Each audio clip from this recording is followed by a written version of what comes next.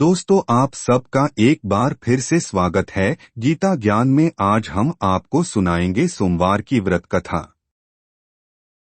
सोमवार का दिन शंकर भगवान को समर्पित होता है। आज के दिन भक्त भोलेनाथ को प्रसन्न करने के लिए विशेष पूजा अर्चना करते हैं।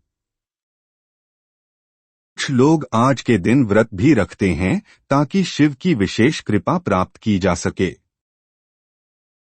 एक समय की बात है, किसी नगर में एक साहूकार रहता था।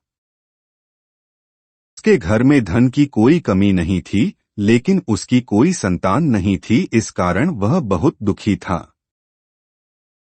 पुत्र प्राप्ति के लिए वह प्रत्येक सोमवार व्रत रखता था और पूरी श्रद्धा के साथ शिव मंदिर जाकर भगवान शिव और पार्वती जी की पूजा करता था। उसकी भक्ति देखकर एक दिन मां पार्वती प्रसन्न हो गईं और भगवान शिव से उस साहूकार की मनोकामना पूर्ण करने का आग्रह किया। पार्वती जी की इच्छा सुनकर भगवान शिव ने कहा कि हे पार्वती, इस संसार में हर प्राणी को उसके कर्मों का फल मिलता है और जिसके भाग्य में जो हो उसे भोगना ही पड़ता है। लेकिन पार्वती जी ने साहूकार की भक्ति का मान रखने के लिए उसकी मनोकामना पूर्ण करने की इच्छा जताई। माता पार्वती के आग्रह पर शिवजी ने साहूकार को पुत्र प्राप्ति का वरदान तो दिया, लेकिन साथ ही यह भी कहा कि उसके बालक की आयु केवल 12 वर्ष होगी। माता पार्वती और भगवान शिव की बातचीत को साहूकार सुन रहा था। से ना तो इस बात की खुशी थी और ना ही दुख। वह पहले की भांति शिवजी की पूजा करता रहा। कुछ समय के बाद साहूकार के घर एक पुत्र का जन्म हुआ। जब वह बालक 11 वर्ष का हुआ तो उसे पढ़ने के लिए काशी भेज दिया गया। साहूकार ने पुत्र के मामा को बुलाकर उसे बहुत सारा धन दिया और कहा कि तुम इस बालक को काशी विद्या प्राप्ति के लिए ले जाओ और मार्ग में यज्ञ कराना। जहाँ भी यज्ञ कराओ वहाँ ब्राह्मणों को भोजन कराते और दक्षिणा देते हुए जाना। दोनों मामा भांजे इसी तरह यज्ञ कराते और ब्राह्मणों को दान दक्षिणा देते काशी की ओर चल पड़े। रात में एक नगर पड़ा जहाँ नगर के राजा की कन्या का विवाह था। लेकिन जिस राजकुमार से उसका विवाह होने वाला था वह एक आंख से काना था। राजकुमार के पिता ने अपने पुत्र के काना होने की बात को छुपाने के लिए एक चाल सोची। साहूकार के पुत्र को देखकर उसके मन में एक विचार आया।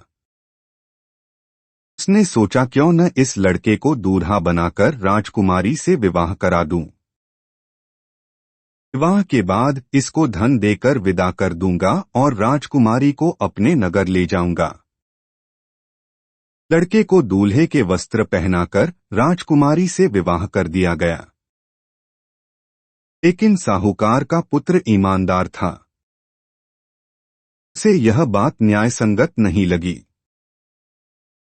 उसने अवसर पाकर राजकुमारी की चुन्नी के पल्ले पर लिखा कि तुम्हारा विवाह तो मेरे साथ हुआ है, लेकिन जिस राजकुमार के संग तुम्हें भेजा जाएगा वह एक आंख से काना है। मैं तो काशी पढ़ने जा रहा हूँ। जब राजकुमारी ने चुन्नी पर लिखी बातें पढ़ी तो उसने अपने माता पिता को यह बात बताई। राजा ने अपनी पुत्री को विदा नहीं किया, जिससे बारात वापस चली गई।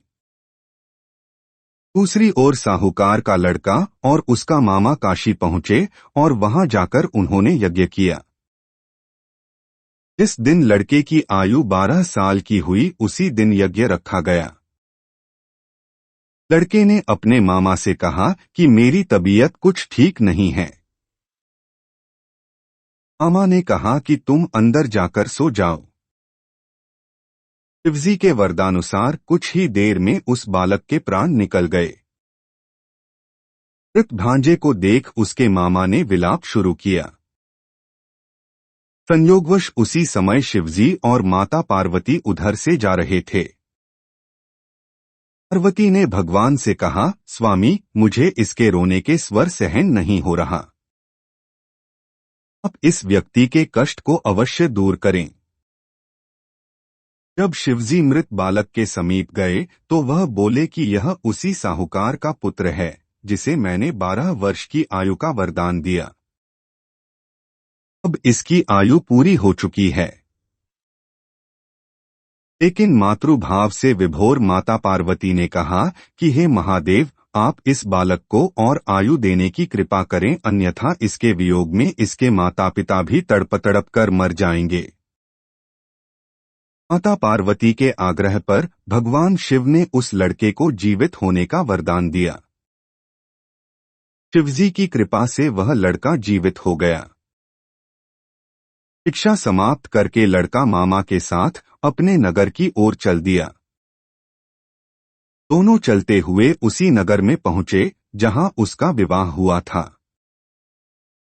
इस नगर में भी उन्होंने यज्ञ का आयोजन किया।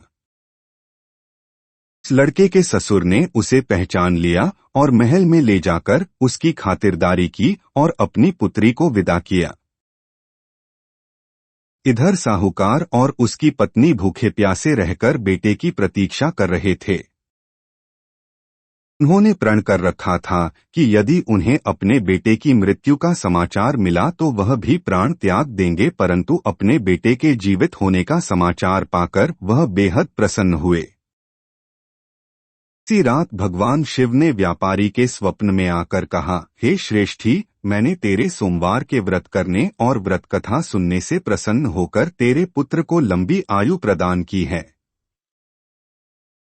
इसी प्रकार जो कोई सोमवार व्रत करता है या कथा सुनता और पढ़ता है, उसके सभी दुख दूर होते हैं और समस्त मनोकामनाएं पूर्ण होती हैं। और इसी के साथ हमारा आज का वीडियो समाप्त होता है। वीडियो अच्छा लगा हो तो लाइक और कमेंट जरूर करें। आपका दिन शुभ हो।